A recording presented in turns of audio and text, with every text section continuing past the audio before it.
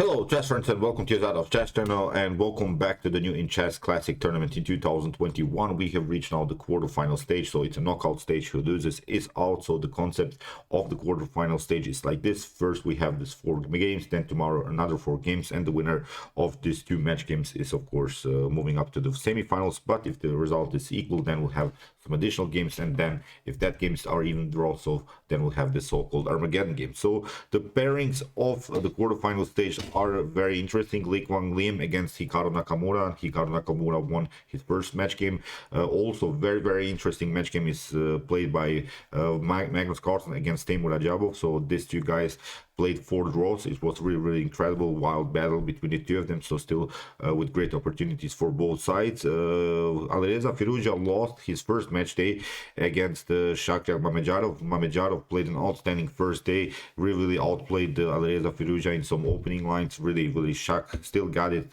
Shak is still a great player.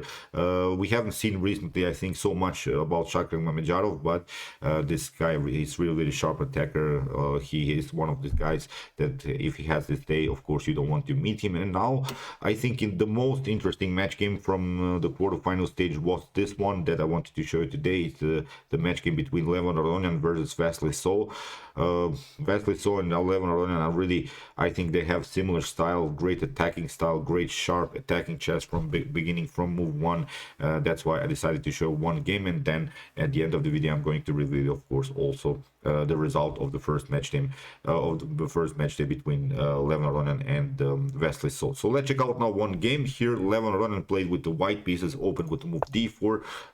Wesley responded with the move d5, knight to f3, knight to f6, bishop to f4. The London system is on the board, and here one of the best ways here really to proceed for black is to simply to play the move c5. There are lines in which the c5 move doesn't make sense, but I think with this setup, knight to f6, d5, and then c5, black has a comfortable game. This is really one of the best ways to proceed against the London system. If you have trouble to beat this London system, to really struggle against the London system, I think this is the setup you should use. Then maybe try, of course, to study some other lines, but for the beginning, these 3 moves are very important. So here e3. We have knight to c6, we have knight to d2, and now queen to b6. You see now how the c5 move helps out black. Black is simply attacking the pawn on b2. We have d takes c5, which is really one of the most aggressive lines here for white. There are also some other lines with rook to b1. It's sort of a gambit line in which you're leaving here the pawn a little bit unprotected. This is something I think you should avoid. Here d takes c5, perfectly fine. Now the pawn structure is unbalanced. The pawns are all over the board. The pawn structure is asymmetrical. You see many pieces are out. The kings are still in the center, so this will be a sharp London system game. So queen takes b2, Levon Aronian leaves simply this pawn hanging, rook to b1, queen to c3, and now bishop to b5. This is also a very often played line because now we're threatening some knight to e5 or bishop to e5 ideas. The queen is endangered, the pin is very annoying here. In the continuation of the game, Wesley So tried the move g6, tries to develop his Dashko bishop without playing the move e6. If we play e6, then in many occasions of the London system, you will have this so-called bad bishop situation where the bishop is simply blocked out by its own pawn. So that's why I think this is a good idea here by Wesley So to proceed with g6 and followed with bishop to g7, and maybe in long terms trying to develop the bishop here on f5, because if we play, as I said, e6, then the bishop could have troubles in the continuation of the game. So g6. Now comes a very aggressive move here by Levon Aronian. It's the move e4. It's a really gambit line. It's really a wild line now that Levon Aronian is playing. I think I have seen this line between Alireza Firouzja and Wesley So also where Wesley outplayed Alireza Firouzja in this particular line. Maybe the move order was a little bit different. Please correct me if I'm wrong, but I think Alireza Firouzja also introduced to us this idea, this move e4, because after move e4 the game becomes really wild, because knight to e4 is not such a great opportunity to get simply bishop to e5. You see the spin against the knight is simply too much to handle. You do simply the rook. Even if you take here d takes e4, then here bishop to e5 happens again. Maybe you can try queen to c5, but now we can take bishop takes f6, e takes f6, and now knight to e4 is a great opportunity after here queen to e7. I think we can even castle immediately. Queen takes e4 is not an opportunity. You get simply here rook to e1 and you lose the queen on the e file. So that's why I've removed bishop to b5 and g6. Here e4, bishop to g7 was played by Wesley So, which again wasn't the best of moves. The best way really here to proceed, it's really wild, is to move a6, because as we said, this is a very annoying pin by the bishop against the knight, and we want to clarify the situation here on the queen side. We have to do this. I think after move a6 the position is about equal. Here you can maybe try e takes d5, but now we can take out the bishop. That's the most important thing. If you take out the knight, I think after move b takes c6 we have solved all of the positional problems on the queen side. I think white has a not such a great position. Black has, as I said, solved the position. c5 is hanging, bishop to g7 is happening, bishop to f5, so still we would have great opportunities to activate our bishop pair. You see the rook is attacking the a file. I think it's a much better continuation here for black. So after move e4, as said, here bishop to g7, not the most accurate move here by Wesley. Now again Levon Aronian uses this moment immediately with the move bishop to e5. Here queen to a4. Even if you try here queen takes c5, then bishop to d4 will happen. Again, we're playing this very annoying pin. After e5, queen to d6, we could try e5, kicking away further the queen. Queen to e6 would be then a fourth line, but now knight to g5. Very annoying stuff to handle. So as I said, it's not so good here to play like this. As in the continuation, after move queen to a5, which was the better move here for Wesley So. So it's queen. You see, if you take out the pawn on c5, you get really some tactics all over the board. After move queen to a5, now Levon Aronian simply took. We have e takes d5, but now comes this idea a6, similar stuff. Bishop takes c6, we have b takes c6, but now it's a different line. Here d6 was played by Levon Aronian, tries really to break the position on dark squares, because again you cannot take out the pawn on c5. That's the most important thing here to realize. And I think in the beginning the a6 move was a little bit too late by Wesley So. He should have played this move earlier. Now it's a much better position here for white. If you take here the pawn on c5, then you get really destroyed here after castling. You cannot take out this pawn. You get simply bishop takes f6. After bishop to f6, knight to e4. You cannot protect anymore your bishop. That's the most important thing here. Even if you try queen to f5, for instance, try to defend this, then you get knight to d6. So as we said, after move d6 here, Wesley So simply castled out of the attack, but now comes of course d takes e7, and this pawn on e7 is very annoying now to handle. After rook to e8, here Levon Aronian proceeded with castling, not to play the move bishop to d6. Bishop to d6 is not so good because then you risk this idea. You have to first secure your king. Knight to e4, you cannot take out the knight, and now after potential castling you get knight to c3. That's the tactical trap that Wesley So has prepared here, so you get the fork on the queen and the rook. So after move here castling, now finally Wesley So took out the pawn on c5. Still white is up a pawn. White has this extra pawn on e7, but if black manages to grab the pawn somehow and gets out maybe with his pieces very actively, if Wesley gets out with the bishop maybe on f5, maybe somehow competes on the d file with some of these rooks, maybe rook to d8 after taking this pawn, then of course it's a great position for black, because in an open game with the bishop pair on the board, white could have serious troubles. But now after move rook to e1, again, Levon Aronian, I think, gives here some opportunities for Wesley So. A better idea here is to play rook to b3. What we're trying to do now is to play rook to c3 or rook to e3 and then build maybe a rook battery on the e file. But the most important thing after potential maybe rook to e7 is this move, which Levon Aronian missed. Queen to a1, building a queen and bishop battery on dark squares. Now the knight is pinned, and you would be forced to simplify the position by playing the move knight to h5 after trades of pieces.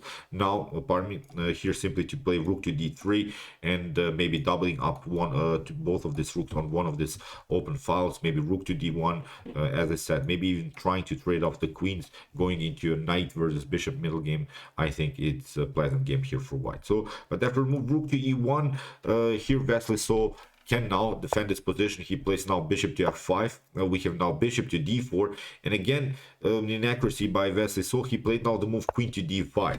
Queen to d5 is not so good because here rook to b3 was played immediately by Levon Aronian. He has now opportunities, as we said, to build this battery. Instead of this queen to d5, a better idea is simply here to take queen takes c2. After something like queen takes c2, bishop to c2, you could have maybe this problem after rook to c1, but now after bishop to f5, and maybe you could try here knight to c4, but now knight to d5, I think solves everything here. Maybe we'll lose one in one moment this pawn on c6, but the most important thing is that we take out this one. If we take out the pawn on e7, then again it's an equal game.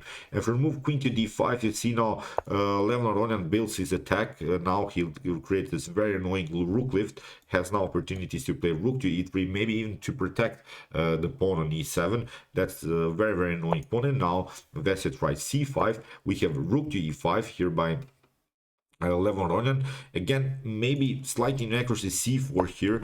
It's a suggested move by the engine. You have to really use the engine here because you see the dynamics are all over the board. c4 is now a great move for white after queen to d6. Again, this idea bishop to e5, maybe you can take, but now white could build again this queen and bishop battery on the a file. And the good thing is that we have still a great protection with the knight on e1. So even if knight to h5 happens, still we can take out the bishop and protect this rook twice, because black is of course also this very powerful battery on the d file. But okay, these are simply suggested line. This is rapid chess, online chess. I think also rook to e5 here, a great move by Levon Aronian, activating this rook.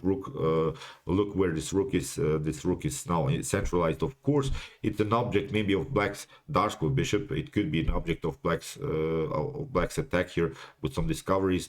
In the continuation of the game here, queen to d7 played by Wesley So, and now bishop to c5, and here knight to e4 played by Wesley So. And this was really wild that he played this move, because he can do the same thing with a different move. There is again a better line here for Wesley So. It's the move knight to g4, because what we're trying to do, we want to still have this very nice diagonal for the light square bishop. And now if Wesley So would have played this move knight to g4, Wesley would, I think, have a great position, because you can maybe try here rook to f5, maybe trading off, hanging on to your extra opponent. That's actually maybe even the best line here for white. But after move knight to e4, like Wesley So played here comes the problem of this particular line, rook to d3. You see, if the knight wouldn't be here, then you couldn't play the move rook to d3, and now Levon Aronian gets an extra tempo. After move rook to d3, we have queen to b7, and now knight takes e4. Really wild stuff here. Levon Aronian sacrifices the rook for the exchange. We have bishop to e5, knight to e5, bishop takes queen takes e4, but now rook to d1, and it's really great position here for white. White has this annoying setup, this supported this rook is supported by this pass pawn here on e7.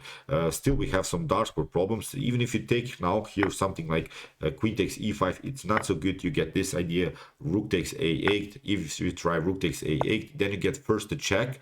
That was a great tactical calculation here by Levon Aronian. And if you try king to g7, the point is that we're not promoting or something. The point is this idea, bishop to d4. Now after potential maybe something like, I don't know, rook to d8. First we take bishop to e5, and then still we can promote here. We can also of course first play bishop to f6, but now it's a completely winning endgame here for white. So after move rook to d8, the only way to defend this position is to play simply rook to c8. Rook to c8 is a must line, because we have to kick away further the bishop here. The bishop on c5 is now really the best minor piece of white, because black has taken of course the rook, is up the exchange, but now you have several dark square problems in the continuation. Now I don't think that white has gained so much. Maybe after queen to e5, now we could take again a similar idea would happen, and now we could hang on to this position like this.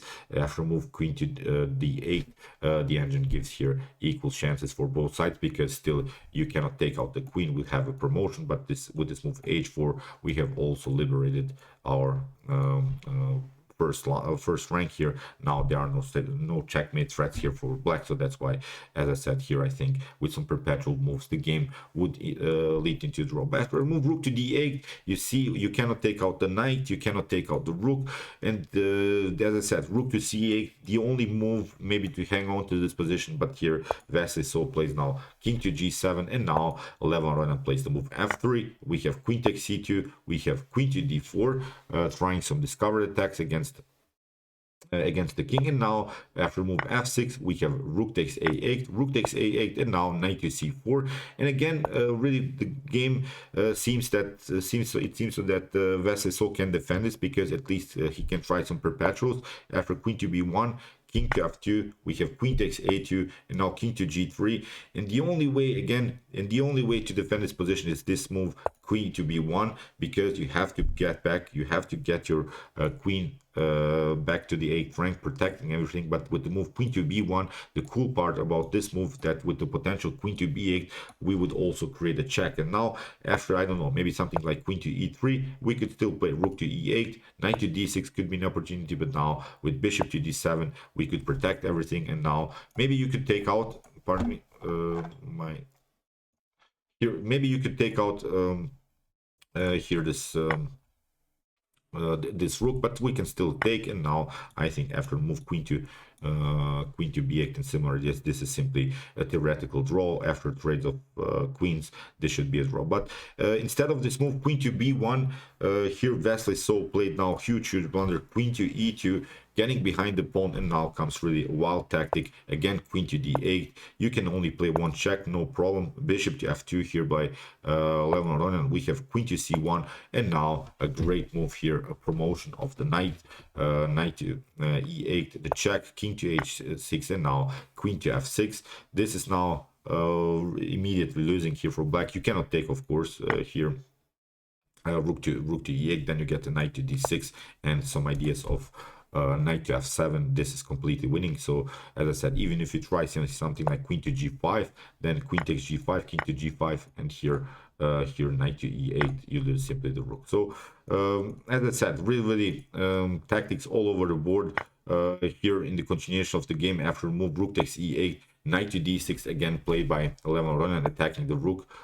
Here queen to c7, bishop to b6, and now after move queen to b8 and bishop to d4 in this position, Wesley So resigned, because there's nothing that can be done to prevent this idea. Queen to h4 is simply checkmate. If you try, of course, g5 is not a possibility, no. So you cannot do really, you can maybe sacrifice the queen for a knight, but then again we'll simply take it out and it's game over. The Ganji gives here checkmate in 7 for white. So you can maybe prolong the game, but you cannot prevent this checkmate. So really brilliant game. You see all the tactics all over the board, interesting lines of the London system. So this is, I think, one of the most unexplored lines of the London system, really, with some opportunities for white, for black. With this early e4 by Levon Aronian, the game really exploded in the center of the board. Interesting lines, as I said, of the London system, and here a deserved win in the day one for Levon Aronian, because he won now his first match game. But still, I think Wesley has his chances in the game too.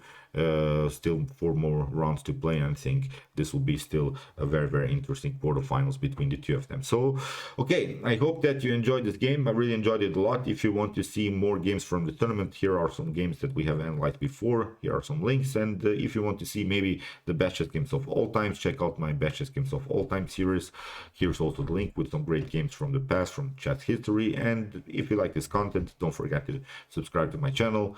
See you soon with some more videos, and chess is the best, of course.